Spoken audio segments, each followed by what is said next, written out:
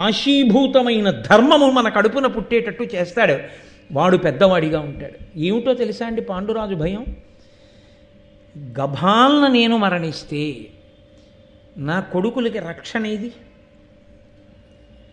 జ్ఞాతివైరమే. తర్వాత నా బిడ్డలకి రక్షణ అన్నది ఒకవేళ నేను ఉన్నా, నేను పోయినా, ఇన్ని ఉండి ధర్మం వదిలి నన్ను నేను రక్షించుకోలేకపోయాను కదా. ఒకవేళ నేను ఉన్నా రక్షించేది ఆ ధర్మమే, నేను పోయినా వాళ్ళని రక్షించేది ఆ ధర్మమే. తండ్రి లేని నాడు తండ్రి స్థానం పెద్ద కొడుకుది. ముందు లోకాల్ని జయించగలిగిన వాడు పుట్టి చివర ధర్మం పుడితే, చివర చెప్పినటువంటి ధర్మం ఆ చిన్నవాడు చెప్పిన మాట పెద్దవాడు వినాలని లేదు. వాడి పౌరుషంతో వాడు ప్రవర్తిస్తాడు. ధర్మం తెలిసి చిన్నవాడు ఏం చేయలేడు. విభీషణుడు ధర్మాత్ముడై మాట వినని రావణుడు పెద్దవాడై పాడైనట్టు అవుతుంది.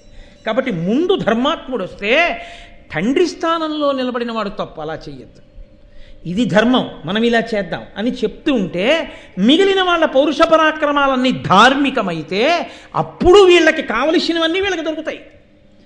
కాబట్టి ముందు ధర్మం కావాలి. కాబట్టి కుంతి మనం నిలబడడం కాదు, ఎంత దూరం ఆలోచించాడో చూడండి. ఇప్పుడు మనం నిలబడడం కాదు, 3 లోకములు ఎందులో నిలబడ్డాయో తెలుసా? ధర్మంలో నిలబడ్డాయి. కాబట్టి ఆ ధర్ముని పిలిచి వరమడుగు అన్నాడు. ఆవిడంది భర్తకి ప్రదక్షిణమాచరించింది.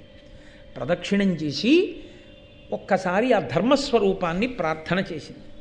ఆయన ఎదురుగుండా వచ్చి నిలబడి అడిగాడు, ఏం కావాలని అడిగాడు. నీ అంశలో నాకు కుమారుడు కావాలి. ఆయన వరం ఇచ్చాడు, లభిస్తాడు అని. 12 నెలల తర్వాత ఆమెకి కుమారుడు లభించాడు. కుమారుడు జన్మించాడు కుంతికి. కాబట్టి పాండురాజు తండ్రి అయ్యాడు.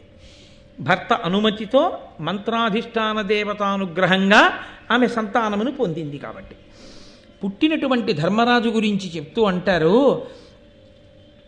ఆయన శాత్రవజైత్ర తేజమున సర్వదిశల్ వెలుగంగా ఐంద్ర నక్షత్రయుతుండుగా శశి ప్రకాశ జయోన్నతమైన అష్టమిన్ మిత్రముఖ గ్రహ ప్రతతి మేలుగా ఆభిజితోదయంబునన్ పుత్రుడు ధర్మనంశమున పుట్టే అతి స్థిర ధర్మమూర్తి అయి. మహానుభావుడు ఆయన ఏ ఫాల్గుణ మాసంలో మనం ఈ మహాభారతాన్ని చెప్పుకుంటున్నామో ఆ ఫాల్గుణ మాసంలోనే బహుళపక్షంలో అష్టమి తిథి నాడు అభిజిత్ లగ్నంలో జ్యేష్ఠ నక్షత్రంలో, ఆ నక్షత్రం పేరే పెద్దరికం కదండి, ఎవరికి ధర్మం తెలుసో వాడిది పెద్దరికం. కాబట్టి జ్యేష్ఠ నక్షత్రంలో అభిజిత్ లగ్నంలో సూర్యుడితో సహా గ్రహాలన్నీ శుభప్రదమైనటువంటి స్థితిలో ఉండగా ఈ ఫాల్గుణ మాసంలో బహుళపక్షంలో అష్టమి